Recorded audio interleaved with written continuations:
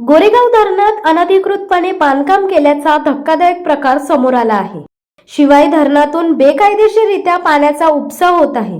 खासगी जागेत पाण्याचा वापर केला जात असताना पाटबंधारे विभाग याकडे जाणीवपूर्वक दुर्लक्ष करीत असल्याचे बोलले जात आहे।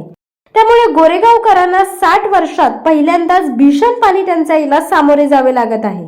धरणातील अनधिकृत बांधकामामागे नक्की कोण आहे? पाटबंधारे विभाग याकडे का दुर्लक्ष करीत आहे? ग्रामपंचायतीचा या सर्वांना पाठिंबा आहे का, असे सवाल जनतेतून होत आहेत। शिवसत्ता टाइम्ससाठी प्रसाद गोरेगावकर, गोरेगाव।